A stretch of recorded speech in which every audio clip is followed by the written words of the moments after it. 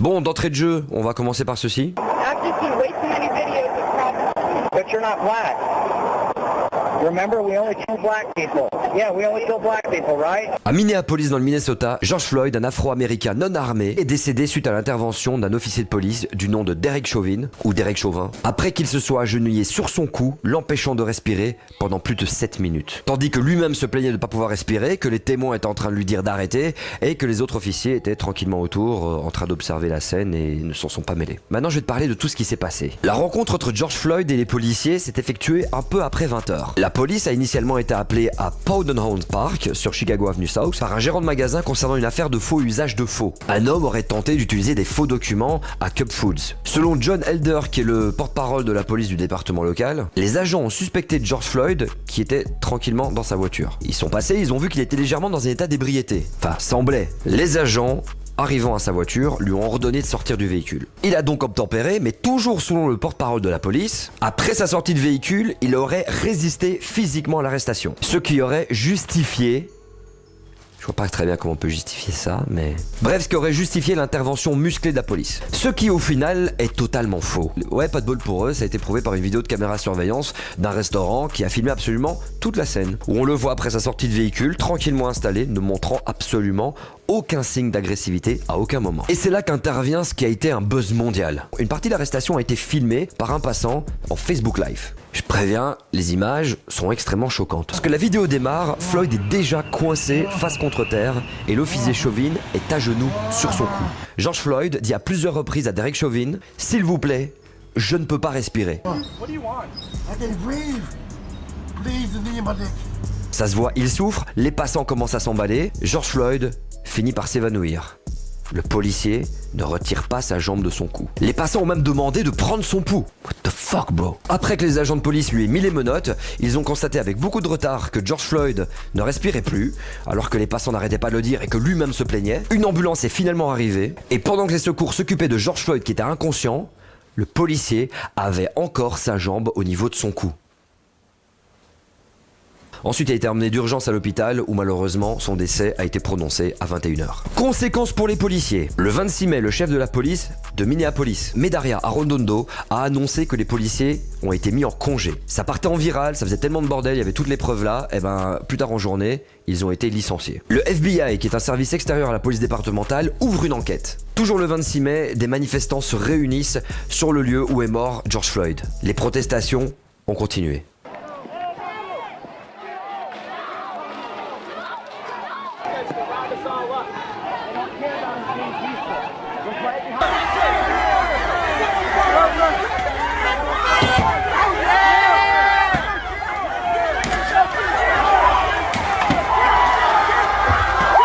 D'ailleurs, tout ça, est-ce que ça ne vous rappelle rien? Comme par exemple la mort d'Eric Garner en 2014, qui a répété à plusieurs reprises « Je ne peux pas respirer ». Il y a quelques semaines à peine, Ahmaud Arbery, qui a été assassiné par un ancien policier à la retraite alors qu'il faisait son footing. Ce ne sont pas des cas isolés. Le 6 mai, la police d'Indianapolis a tué Sean Reed, un vétéran de l'armée américaine âgé de 21 ans, qui n'était pas armé, et à l'insu de la police, il était en train de diffuser ce qui se passait en direct live sur Facebook. Please come get me. Please come get me. I'm on 62nd in Michigan. I just parked this motherfucker. I'm gone. Please come get me. Stop now. Fuck you. Shit. Le 18 avril, 2 agents de la police de San Leandro ont tué Steven DeMarco, un père de 3 enfants de 33 ans. Pourquoi? Il tenait une batte de baseball dans un Walmart. Sauf que malheureusement, l'homme souffrait de problèmes maniaco-dépressifs, ou de bipolarité si tu préfères. D'abord tasé. Bat down. Drop the bat, man. Il a ensuite été abattu. Drop the bat. Drop the bat. Ariane McGree a ensuite été tué par 2 policiers à Chester, en Caroline du Sud, parce qu'il avait volé dans un Walmart. Mile Hall, 23 ans, qui souffrait d'une maladie mentale,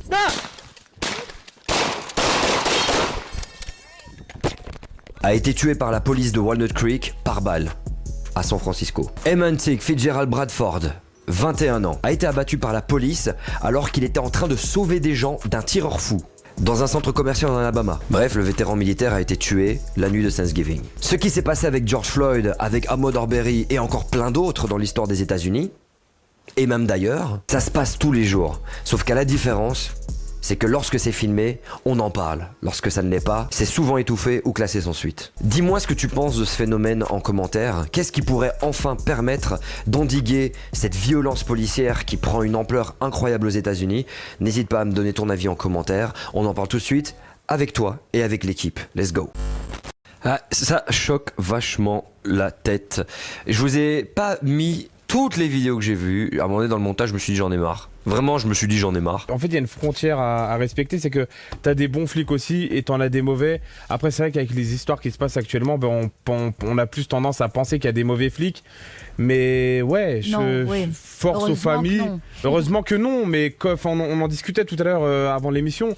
On disait pourquoi pas ce serait bien que les bons flics en fait aillent faire des manifestations pour en fait lutter pour défendre leur intégrité, ouais, pour défendre leur intégrité. Les pauvres. Bon, on dit voilà, le dernier rempart, c'est de filmer. Mais regardez, là, il y avait combien de caméras sur lui?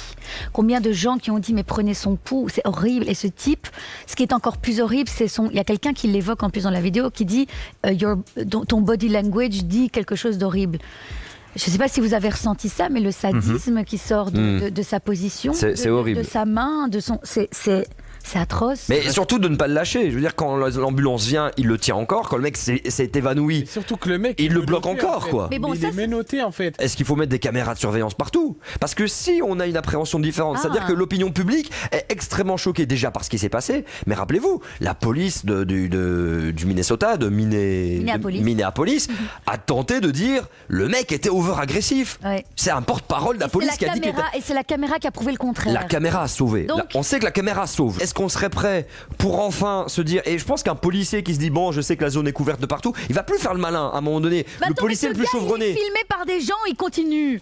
Il en a rien à foutre de la caméra. Il se dit, il va rien m'arriver. Il faut laver tout ça, il faut. Oui, c'est important parce qu'à un moment donné, c'est sûr qu'on peut continuer, les gens peuvent continuer à se faire la guerre en disant les blancs sont comme ça, les noirs sont comme ça. À un moment donné, faut essayer de recentraliser les choses, s'il vous plaît, parce que ça devient un peu trop le bordel dans tous les sens. Alors j'ai plus envie d'aller à New York maintenant. Je vais donner mon général, s'il vous plaît. Il ne faut pas. Il y a une image des States qui est très très rendue négativement chez nous.